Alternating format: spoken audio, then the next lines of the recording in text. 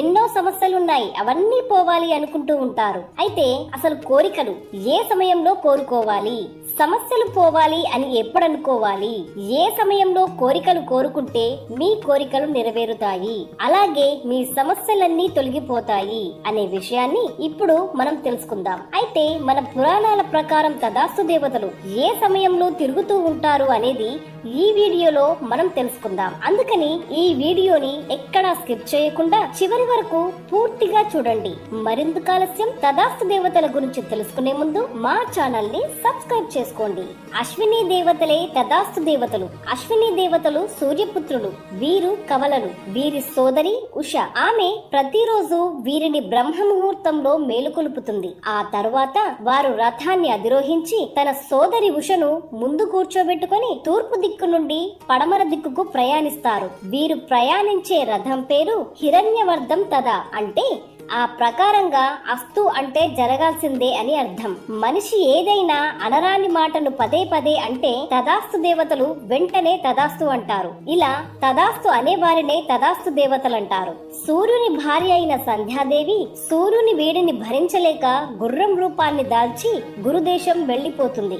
గుర్రం రూపంలో ఉన్న సంధ్యాదేవిని చూసి సూర్యుడు కూడా గుర్రం రూపాన్ని దాల్చి సంధ్యాదేవి దగ్గరకు వెళ్తాడు. ఇలా వీరిద్దరి కలయిక వల్ల పుట్టిన వారే అశ్విని కుమారులు. వీరినే తదాస్తు దేవతలని, దేవతా వైద్యులు అని కూడా అంటారు.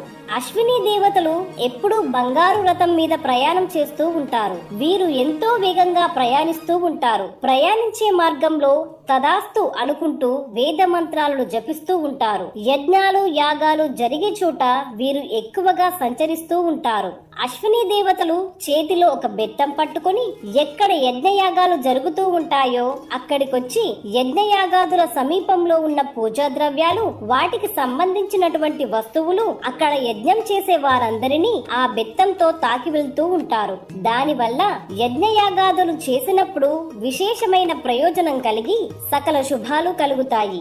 ఇతరుల మంచి కోరుకునేవారు ఎవరైనా తదాస్తు అంటే అది ఖచ్చితంగా జరుగుతుందట. అశ్విని కుమారులు ఒక చేత్తో ఆయుర్వేద గ్రంథాన్ని, మరో చేత్తో అభయహస్తాన్ని చూపిస్తూ తిరుగుతూ ఉంటారు. మన గురించి మనం ఏదైనా అనుకుంటే తదాస్తు దేవతలు వెంటనే తదాస్తు అంటారని, వారు ఎక్కువగా సంధ్యా సమయంలో అంటే సాయంత్ర సమయంలో తిరుగుతూ ఉంటారని శాస్త్రాలు చెబుతున్నాయి. అందుకే ఎప్పుడైనా అనారోగ్య సమస్యలు వచ్చినప్పుడు అశ్విని దేవతలకు సంబంధించిన మంత్ర జపం చేస్తే అనారోగ్య సమస్యల నుంచి బయటపడవచ్చు. వీరు ఆరోగ్య సమస్యలు ఉన్న వాళ్లను అనేక సమయాలలో ఆహ్వానంపై వచ్చి శస్త్రచికిత్సలు సైతం చేసినట్లు పురాణాల వర్ణన. అయితే అశ్విని దేవతలు ప్రతిరోజు కూడా ఒక ప్రత్యేకమైన సమయంలో భూలోకానికి వచ్చి అన్ని చోట్ల తిరుగుతూ ఉంటారు. ఆ ప్రత్యేకమైన సమయంలో ఎవరు ఏ మాట అనుకుంటారో అదే జరుగుతుంది. ఎవరు ఏం కోరుకుంటారో అదే జరుగుతుంది. ఎవరు ఈ సమస్య పోవాలని అనుకుంటే ఆ సమస్య తీరిపోతుంది.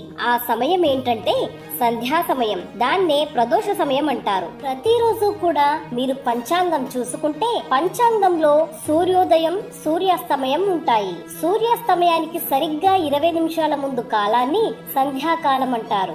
దీన్నే ప్రదోష కాలం అని కూడా అంటారు. ప్రతిరోజు కూడా పంచాంగం చూసుకున్నప్పుడు మీకు అక్కడ సూర్యాస్తమయం అని కనిపిస్తుంది. చాలా మంది ఆ సమయంలో దీపం పెడుతూ ఉంటారు. అదే సమయంలో మీ మనసులో ఏ కోరిక కోరుకుంటే అది అశ్విని దేవతలకు వినిపిస్తుంది. వాళ్ళు వాళ్ళ భక్తితో, వాళ్ళ శక్తితో భూలోకమంతా ఆ సమయంలో సంచరిస్తూ ఉంటారు. కాబట్టి మీకు ఏదైనా సమస్య ఉంటే నాకు ఈ సమస్య తీరిపోవాలి, ఏదైనా కోరిక ఉంటే నాకు ఈ కోరిక తీరాలి అని మనస్ఫూర్తిగా మనసులో సంకల్పించుకుని ఓం శ్రీం అశ్వినే నమః అని మీ మనసులో ఈ మంత్రాన్ని సంధ్యాకాలంలో జపించుకుంటూ ఉన్నట్లయితే ఆ అశ్విని దేవతలు భూలోక సంచారానికి వచ్చి మీ కోరిక వింటారు. అలాగే మీ సమస్య కూడా వింటారు. దానివల్ల మీకు ఎలాంటి సమస్య ఉన్నా ఆ సమస్య తీరిపోతుంది. మీ కోరికలన్నీ నెరవేరుతాయి. కాబట్టి ప్రతిరోజు కూడా అందరూ ఖచ్చితంగా సూర్యాస్తమయానికి ముందు ఉండే 20 నిమిషాల పాటు కాలాన్ని తప్పకుండా సద్వినియోగం చేసుకోండి. మీరు మంత్ర జపం చేయకపోయినా పర్వాలేదు, కేవలం కోరిక మాత్రం చెప్పుకోండి. ముఖ్యంగా ఆ సమయంలో చెడు మాటలు అస్సలు మాట్లాడుకోవద్దు. ఎవరినైనా తిడితే అవి జరుగుతాయి. ఆ సమయంలో ధనపరంగా కానీ ఆరోగ్యపరంగా కానీ చెడు మాటలు అస్సలు మాట్లాడకూడదు.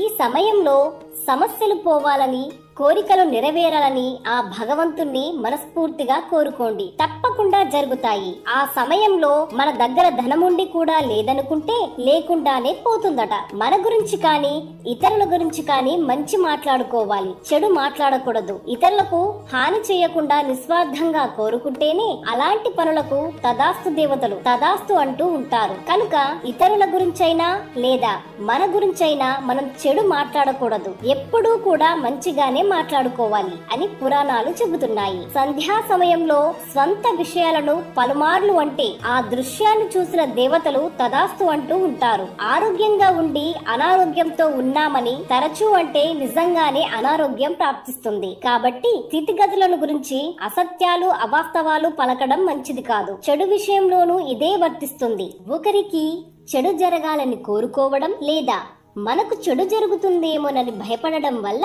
తదాస్తు దేవతల ప్రభావంతో అవి ఫలిస్తాయి. వైద్య శాస్త్రానికి అధిపతులు అయిన ఈ దేవతలు కుడి చేతిలో అభయముద్ర, ఎడమ చేతిలో ఆయుర్వేద గ్రంథం, కుడి పక్కన మృత సంజీవని, ఐశ్వర్యకరణి లాంటి ఔషధీలతలు, ఎడమ వైపు మృత కాలశ్యాన్ని పట్టుకొని ధన్వంతరి కలిగి ఉంటారని పురాణాలు వర్ణిస్తున్నాయి.